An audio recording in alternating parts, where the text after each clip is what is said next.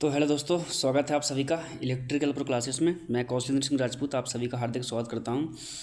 तो दोस्तों, synchronous generator के बाद ये ट्रांसफार्मर की सीरीज स्टार्ट करी है, जिसमें यूथ कंपटीशन की जो पब्लिकेशन की जो बुक है, बहुत अच्छी बुक है।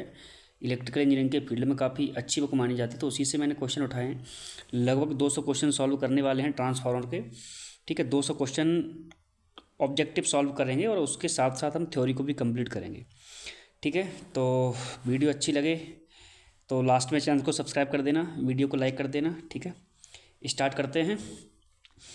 आ, तो पहला क्वेश्चन है कि ट्रांसफार्मर किस सिद्धांत पर कार्य करता है। तो ठीक है, ट्रांसफार्मर किस सिद्धांत पर काम करता है? तो Faraday's law of electromagnetic induction. ठीक है, फैराडे का विद्युत चुंबकीय प्रेरण के नियम पर ट्रांसफार्मर काम करता है। फैराडे के इलेक्ट्रोमैग्नेटिक इंडक्शन के दो नियम हैं। ठीक है, तो इसका आंसर क्या हो जाएगा? इसका आंसर हो जाएगा B, mutual induction between two inductive coupled circuit. यानी ट्रांसफार्मर के दो वाइंडिंग रहती हैं, एक प्राइमरी वाइंडिंग, एक सेकेंडरी वाइंडिंग। टर्न के आधार पे उनको एच भी साइड बोलते हैं, एल भी साइड बोलते हैं। जिस साइड टर्नों की संख्या ज़्यादा रहती है उसको एच भी साइड बोलते हैं, जिस साइड टर्नों की संख्या कम रहती है उसको एल भी साइड बोलते हैं। एच भी साइड वोल्टेज ज़्यादा रहता है, एल भी साइड वोल्टेज कम रहता है। ठीक है, तो ऑप्शन नंबर बी सही हो जाएगा। ठीक है, नेक्स्ट, ट्रांसफार्मर के कोर किस लिए पटलित की जाती है, यानी कोर को लेमिनेटेड क्यों किया जाता है? कोर को लेमिनेटेड क्यों किया जाता है? कोर क्या है? ट्रांसफार्मर की कोर सिलिकॉन स्टील की पतली पतली पत्तियों से मिला के बनाते हैं, जिनको हम स्टैंपिंग से बोलते हैं, स्ट्रिप बोलते हैं। ठीक है, तो ऐसा क्यों करते हैं? एडी करंट लॉस को कम करने के लिए। ठीक है, जितनी आपकी पतली जो आपकी स्टैंपिंग है, जितनी उसकी थिकनेस कम रहेगी उतना ही आपका एडी करंट लॉस कम रहेगा। जितनी आप उसकी मोटाई बढ़ाते जाओगे आपका एडी करंट लॉस जो है वो बढ़ता जाएगा। ठीक है, तो एडी करंट लॉस क्या होता है? एडी करंट लॉस क्या है? जब प्राइमरी वाइंडिंग को हम ट्रांसफार्मर सप्लाई देते हैं तो कोर में एक फ्लक्स सेटअप हो जाता है। फ्लक्स की वजह से करंट ट्रेवल करने लग जाता है कोर के अंदर। तो कोर के अंदर जो करंट ट्रैवल करता है उसका प्रॉपर पाथ नहीं बन पाता, तो एक एडी की तरह है, भंवरधारा की तरह वो इधर उधर विचलित करती है, जिससे कोर में हीट उत्पन्न होती है। इसको बोलते हैं एडी करंट लॉस। ठीक है, आंसर क्या हो जाएगा? एडी करंट लॉस को कम करने के लिए ऑप्शन नंबर सी। ठीक है, नेक्स्ट क्वेश्चन है, ट्रांसफार्मर का कार्य को स्थानांतरित करना होता है। The function of a transformer is to transform. देखो, ट्रांसफार्मर क्या करता है? ट्रांसफार्मर वोल्टेज को स्टेप अप स्टेप डाउन करता है। उसी रेशियो में क्या है, करंट भी स्टेप अप और स्टेप डाउन होता है।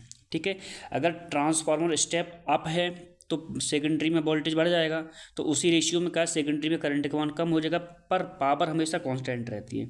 तो ट्रांसफार्मर मेनली वर्क क्या करता है? वोल्टेज को स्टेप अप और स्टेप डाउन करता है। ठीक है, पर पावर कांस्टेंट रहती है। तो इसका आंसर क्या हो जाएगा कि voltage at fix current level, frequency at fixed power level, voltage and current at fix level. Yes, D option हो जाएगा, voltage and current at fix power level. Power हमेशा कांस्टेंट रहती है, वोल्टेज को स्टेप अप और step down करता है transformer, और उसी रेशियो में करंट भी स्टेप अप और स्टेप डाउन हो जाता है। ठीक है, नेक्स्ट क्वेश्चन। कोई भी अगर आपको डाउट है तो आप कमेंट बॉक्स में कमेंट कर देना, मैं उसको समझा दूंगा। ठीक है, नेक्स्ट क्वेश्चन है, क्वेश्चन नंबर है, ये एक्चुअली किताब में ऐसी सीरीज दे रखी है 1121 करके, पर अपन लगभग 25 से 30 क्वेश्चन हैं। तो क्वेश्चन है, अ स्टेप अप ट्रांसफार्मर, यानी स्टेप अप ट्रांसफार्मर क्या है? तो स्टेप अप ट्रांसफार्मर मैंने बताया था, स्टेप अप ट्रांसफार्मर क्या करता है? ये जो है सेकेंडरी वोल्टेज को बढ़ा देता है। ठीक है, प्राइमरी में जो वोल्टेज है उससे सेकेंडरी में वोल्टेज बढ़ा देता है। ठीक है, कितना वोल्टेज बढ़ाना है वो टर्न रेशियो के ऊपर डिपेंड करता है। ठीक है, 11 के बी से 33 के बी कर सकता है, 11 के बी से 400 के बी कर सकता है। ठीक है, वो टर्न रेशियो के ऊपर डिपेंड करता है। जितने ज़्यादा आपके टर्न्स रहेंगे उतना ज़्यादा आपका वोल्टेज बनेगा। ठीक है, तो क्या करेगा ये स्टेप अप ट्रांसफार्मर? क्या करेगा? इंक्रीज पावर नहीं, पावर हमेशा कांस्टेंट रहती है। दूसरा क्या? इंक्रीज फ्रिक्वेंसी, फ्रिक्वेंसी हमेशा कांस्टेंट रहती है। Increase secondary voltage, yes, increase secondary voltage. ठीक है, नेक्स्ट क्वेश्चन। नेक्स्ट क्वेश्चन है, लोहे कोर का लेमिनेशन किसके द्वारा एक दूसरे से विद्युत रोधित की जाती है? यानी जो आयरन कोर का जो जो लेमिनेशन रहता है वो किसके द्वारा एक दूसरे से आइसोलेट किया जाता है? तो किसके द्वारा करते हैं? पेपर के द्वारा नहीं, पेपर के द्वारा नहीं करते हैं। ठीक है, thin coat of varnish iron oxide और none of these. Yes, varnish की पतली एक वार्निश लगाते हैं, जैसे जो पतले पतले जो स्टेप्स रहती हैं, स्टैंपिंग्स रहती हैं, उनके ऊपर हम वार्निश करते हैं और उसके द्वारा हम एक दूसरे से उसको आइसोलेट करते हैं, ठीक है, स्टैंपिंग्स को। ऑप्शन नंबर क्या हो जाएगा? बी। नेक्स्ट क्वेश्चन है ट्रांसफार्मर डीसी पर कार्य नहीं करेगा क्योंकि ओनली एसी, विश्व भर में केवल एसी नहीं, ऐसा कुछ नहीं है। Option number B, DC supply पर ट्रांसफार्मर में हानि पहुंचेंगे, नहीं, ऐसी कोई बात नहीं है। Option number 3। अच्छा, ये क्वेश्चन कटा हुआ है। तो देखो, ट्रांसफार्मर डीसी पर कार्य नहीं करेगा, क्यों नहीं करेगा? सबसे पहली बात तो है कि जो ट्रांसफार्मर किस सिद्धांत पर काम करता है? Faraday's law of electromagnetic induction, ठीक है। और जो फैराडे जी का जो लॉ है इलेक्ट्रोमैग्नेटिक इंडक्शन का, म्यूचुअल इंडक्शन का, उसमें जो कंडीशन है वोल्टेज बनने की क्या रहती है? Change of magnetic flux, change of rate of magnetic flux. जबकि डीसी में क्या है? फ्लक्स चेंज नहीं होता, कांस्टेंट रहता है। इसलिए जो ट्रांसफार्मर है वो डीसी पे काम नहीं करेगा, ठीक है। इसका ऑप्शन इसमें दिया नहीं है। क्वेश्चन नंबर नेक्स्ट, ट्रांसफार्मर में तेल प्रयुक्त करने का क्या उद्देश्य होता है? देखो, मैंने कई बार क्लास में ही बताया है कि ट्रांसफार्मर में जो तेल होता है वो दो काम करता है। एक तो कूलिंग के लिए, जैसे ट्रांसफार्मर जब लोड बढ़ता है तो क्या होता है? हीट ज़्यादा उत्पन्न होती है। H बराबर I²RT होता है, तो जितना करंट का मान बढ़ेगा, लोड करंट का मान बढ़ेगा, उसके हिसाब से हीट बढ़ेगी। अब अगर हीट बढ़ेगी तो क्या होगा? उसके इंसुलेशन के फेल्यूर के चांसेस रहेंगे, ठीक है। तो उसको ठंडा करने के लिए, वाइंडिंग को ठंडा करने के लिए हम ऑयल भरते हैं, ठीक है। तो एक तो ऑयल का काम हो गया कि ऑयल को कूलिंग के लिए यूज करते हैं, ठीक है। दूसरी बात है कि ये जो ऑयल रहता है वो इंसुलेशन ऑयल, एक तरीके इसके ऑयल के अंदर इंसुलेशन की प्रॉपर्टी रहती है। तो ये दो काम करता है ऑयल, एक तो इंसुलेशन प्रोवाइड करता है वाइंडिंग को, आपस में एक दूसरे को शॉर्ट होने से बचाता है। दूसरा क्या करता है? कूलिंग का काम करता है। तो ट्रांसफार्मर ऑयल के दो काम होते हैं, एक तो इंसुलेशन और दूसरा कूलिंग, ठीक है। तो ऑप्शन क्या? और जो ट्रांसफार्मर जो ऑयल होता है वो मिनरल ऑयल होता है, ठीक है, खनिज तेल। ऑप्शन नंबर क्या हो जाएगा? डी। नेक्स्ट क्वेश्चन है, सबसे ज़्यादा प्रयुक्त होने वाला विद्युत रोधी और शीतलन ट्रांसफार्मर द्रव है। Most widely used insulating and cooling transformer liquid is. यानी कि क्वेश्चन ये कहना चाह रहा है कि ट्रांसफार्मर को ठंडा करने के मेनली यानी मुख्यतः कौन सा हम जो लिक्विड का यूज करते हैं? तो ट्रांसफार्मर ऑयल आजकल ज़्यादा यूज में चल रहा है, यानी ऑयल का ही यूज करते हैं। पर वो कौन सा ऑयल? ऑप्शन क्या हो जाएगा? मिनरल ऑयल, अभी बताया था, मिनरल ऑयल, ठीक है। Question number next, step up transformer is required to supply, को आपूर्ति करने हेतु ट्रांसफार्मर आवश्यक होता है। देखो, विद्युत घंटी में नहीं, विद्युत घंटी को तो जो सिंगल फेज एसी पे इस काम करता है, तो इसको इतनी स्टेप अप वोल्टेज ज़्यादा नहीं चाहिए होता है। एक होता है neon lamp. Yes, neon lamp पे हम ट्रांसफर यूज करते हैं, ठीक है। उसमें क्या क्या हाई बैलास्ट लगाते हैं, छोटा ट्रांसफॉर्मर लगा रहता है जो वोल्टेज को उसको हाई वोल्टेज, जब स्टार्टिंग में नियॉन लैंप को स्टार्ट करते हैं तो उसमें एक हाई वोल्टेज की आवश्यकता होती है, ठीक है। नेक्स्ट क्वेश्चन है, ट्रांसफार्मर श्वास लेता है जब? ट्रांसफार्मर ब्रीथ्स इन व्हेन, यानी ट्रांसफार्मर सांस कब लेगा? जब उसमें टैंक में जब ऑयल कम हो जाएगा। ऑयल कम होने का मतलब जब उसका ऑयल ठंडा हो जाएगा तो उसको जो कंजर्वेटर रहता है उसमें क्या थोड़ा गैप बनेगा। जो गैप बनेगा उस गैप की पूर्ति किसके द्वारा होगी? एयर के द्वारा होगी। तो ट्रांसफार्मर पर जब लोड कम होगा तो जब लोड बढ़ता है तो करंट का मान बढ़ेगा, करंट का मान बढ़ेगा तो टेम्परेचर बढ़ेगा, और टेम्परेचर बढ़ेगा तो क्या होगा? ऑयल का जो वॉल्यूम है वो फैलेगा, और जैसे ही फैलेगा तो वो जगह कहाँ पर बनाएगा? जाके कंजर्वेटर में। तो कंजर्वेटर में जो एयर थी वो बाहर निकालेगा, उस कंडीशन में तो वो सांस छोड़ेगा। पर क्वेश्चन ये कह रहा है कि सांस कब लेगा? तो उसका जस्ट क्या करो? उल्टा, जब लोड का मान कम रहेगा, करंट कम बहेगा, टेम्परेचर कम हो जाएगा, और टेम्परेचर कम हो जाएगा तो ऑयल का थोड़ा सिकुड़ जाएगा। जब ऑयल सिकुड़ कर बैठ जाएगा तो उसकी जगह कौन लेगा? एयर लेगा। तो ट्रांसफार्मर कब आपका सांस लेगा? जब उस पर लोड कम चलेगा, ठीक है। तो इसमें ऑप्शन देख लेते हैं, लोड रिमेन्स कांस्टेंट, नहीं। लोड ऑन इट्स इंक्रीज, नहीं। Load on it's reduce, yes. Question number option number 3, जब लोड का मान घटेगा उस टाइम पे आपका ट्रांसफार्मर सांस लेगा। और ट्रांसफार्मर सांस छोड़ेगा कब? जब लोड बढ़ेगा, ठीक है। नेक्स्ट क्वेश्चन है, जब भार रहित ट्रांसफार्मर के प्राइमरी पर डीसी सप्लाई दी जाती है तो? जब भार रहित ट्रांसफार्मर को, यानी कि भार रहित मतलब नो लोड ट्रांसफार्मर को प्राइमरी पर डीसी सप्लाई दी जाएगी तो क्या होगा? भाई साहब, प्राइमरी वाइंडिंग चल जाएगी उसकी।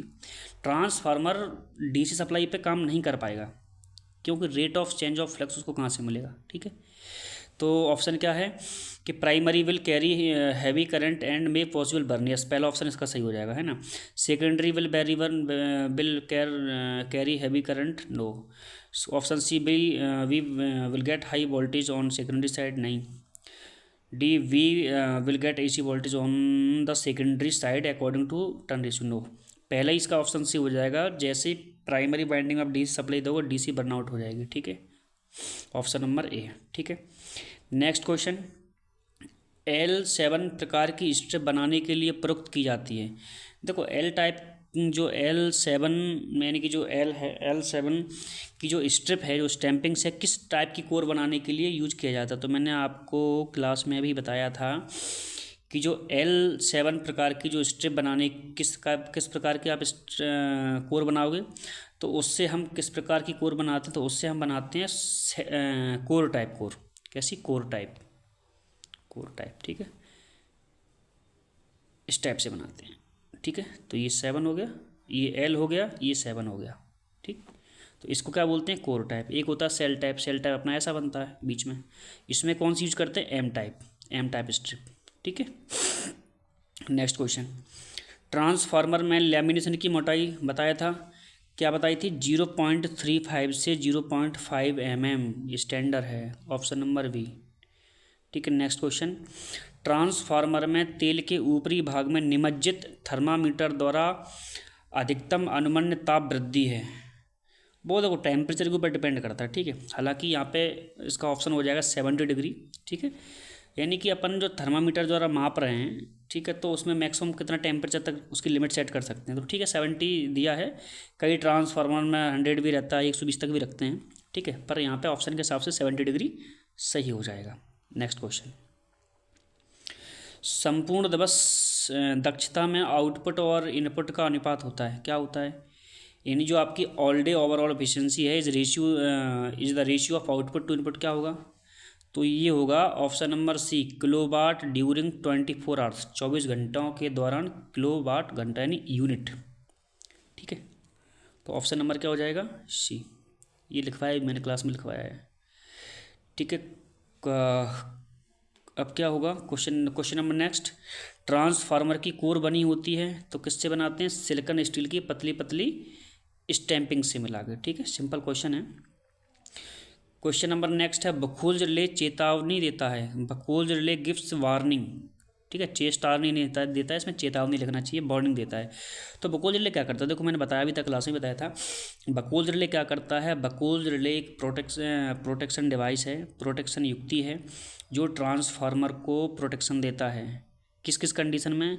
यदि ट्रांसफार्मर के अंदर कोई इंटरनल फॉल्ट्स है, शॉर्ट सर्किट्स है, कोई भी ऐसा फॉल्ट है, या फिर आपका ऑयल लेवल कम हो गया है, तो उस कंडीशन में जो बखोल रिले क्या करता है? ट्रांसफार्मर को प्रोटेक्ट करता है। कैसे प्रोटेक्ट करेगा? ट्रांसफार्मर जो बखोल रिले रहती है वो इस टाइप से रहती है, एक इस टाइप से डब्बा जैसा होता है छोटा सा, जो आपका कंजर्वेटर टैंक और मेन टैंक के बीच में लगा रहता है, ठीक है। तो यहाँ पे एक इसका यहाँ से ऊपर से वायल आता है, ये नीचे से वायल जाता है, इसके अंदर 2 फ्लैप रहते हैं, ठीक है। एक जो फ्लैप रहता है वो अलार्म के लिए रहता है, दूसरा फ्लैप रहता है आपका ट्रिपिंग के लिए रहता है। पहले बखोल रिले आपको अलार्म जाएगा, और अगर आपकी अलार्म की जो व्यवस्था है कंट्रोल रूम में, अगर वो प्रॉपर काम नहीं कर रही है तो फिर वो आपकी ट्रिपिंग जाएगी। अगर ट्रिपिंग भी, अगर आपकी व्यवस्था प्रॉपर रिले और ब्रेकर आपके काम नहीं कर रहे हैं, ट्रिपिंग कॉइल आपकी काम नहीं कर रही है, तो फिर आपके ट्रांसफार्मर के जलने के ज़्यादा चांस बन जाएंगे, ठीक है।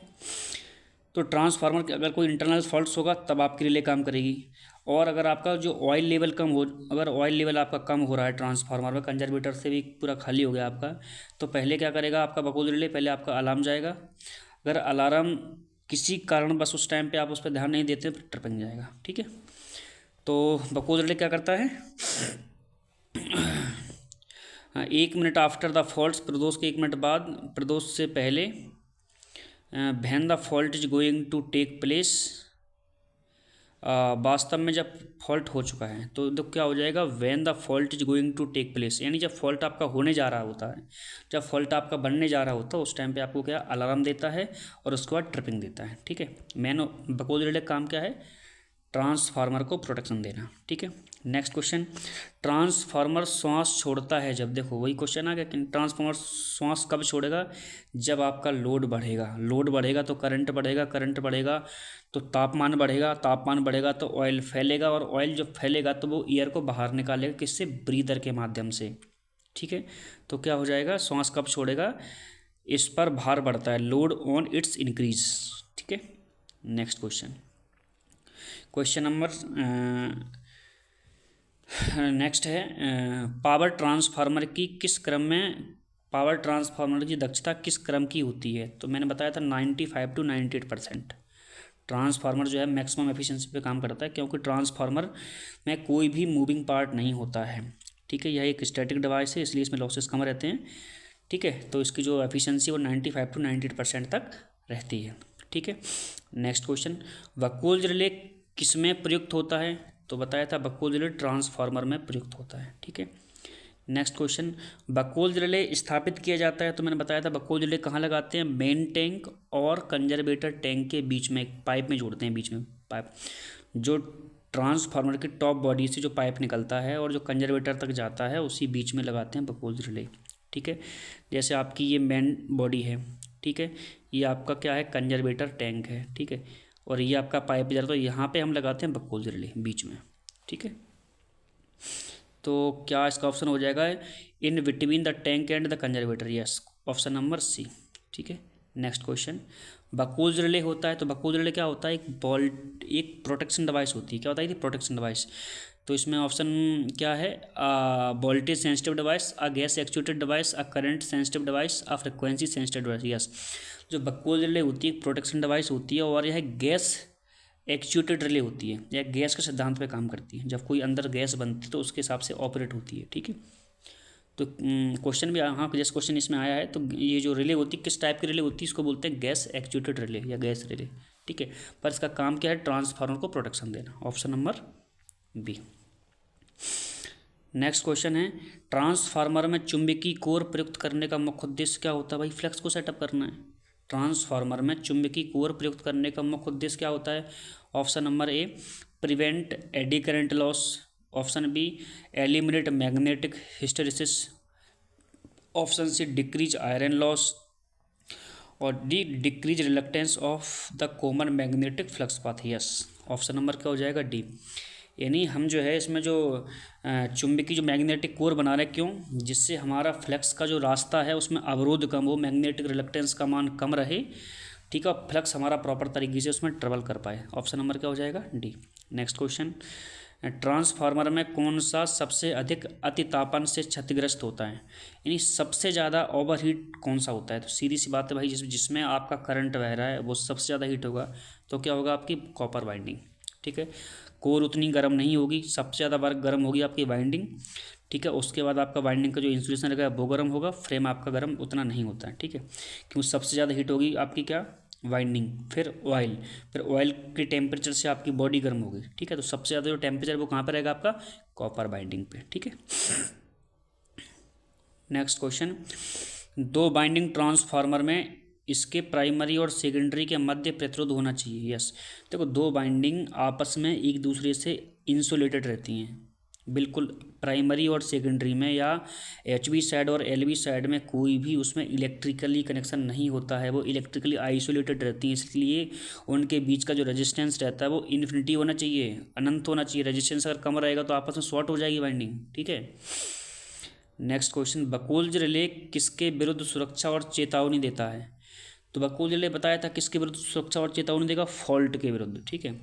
तो ऑप्शन नंबर क्या हो जाएगा, incipient electrical faults inside the transformer itself, ये भी सही है, ऑप्शन नंबर ये सही है। ट्रांसफार्मर के बाहर आउट गोइंग नहीं, ट्रांसफार्मर बाहर नहीं, बाहर और भीतरी नहीं, केवल इंटरनल फॉल्ट्स के लिए, ठीक है, ओनली इंटरनल फॉल्ट्स।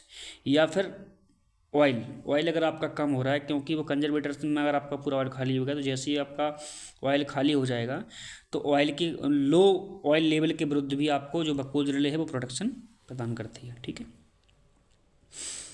तो ये थे 25 क्वेश्चन। आशा करता हूँ मैंने बहुत बेहतर तरीके से समझाने की कोशिश करी, आपको समझ में आए होंगे। अगर आपको क्वेश्चन समझ में आए हैं तो वीडियो को लाइक, प्लीज़ चैनल को सब्सक्राइब कर देना, ठीक है, तो कल मिलते हैं नेक्स्ट क्लास में। ट्रांसफार्मर के हमको 200 क्वेश्चन सॉल्व करने हैं और 200 क्वेश्चन में पूरी आपकी ट्रांसफार्मर की थ्योरी कवर करवाने वाले हैं। ठीक है, तो कर देना यार चैनल को सब्सक्राइब, वीडियो को लाइक।